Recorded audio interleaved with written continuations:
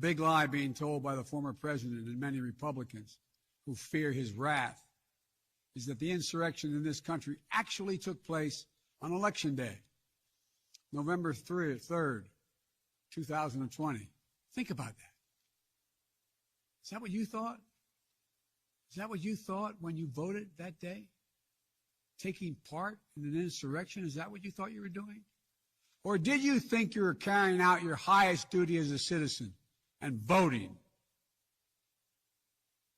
The former president's supporters are trying to rewrite history. They want you to see Election Day as the day of insurrection. And the riot that took place here on January 6th as a true expression of the will of the people. Can you think of a more twisted way to look at this country, to look at America? I cannot. Here's the truth.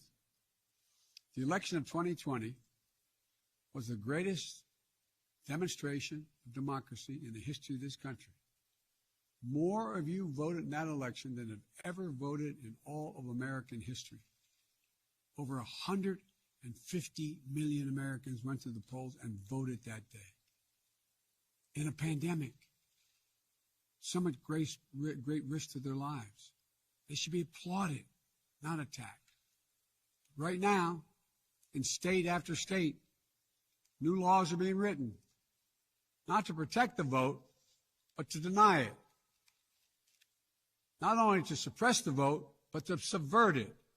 Not to strengthen or protect our democracy, but because the former president lost, instead of looking at the election results from 2020 and saying they need new ideas or better ideas to win more votes, the former president and his supporters have decided the only way for them to win is to suppress your vote and subvert our elections.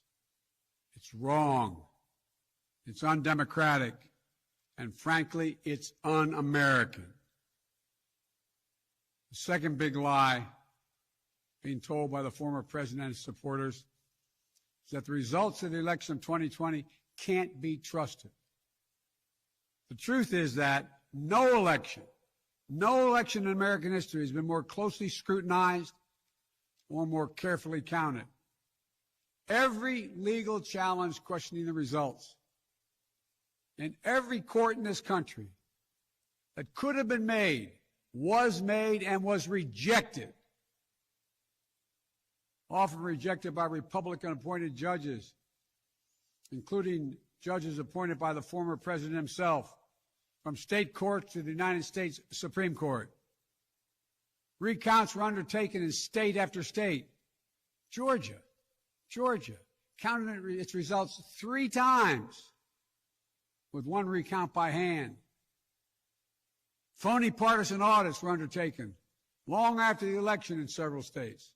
None changed the results. And in some of them, the irony is the margin of victory actually grew slightly. So let's speak plainly about what happened in 2020. Even before the first ballot was cast, the former president was preemptively sowing doubt about the election results. He built his lie over months. It wasn't based on any facts. He was just looking for an excuse, a pretext, to cover for the truth. He's not just a former president. He's a defeated former president.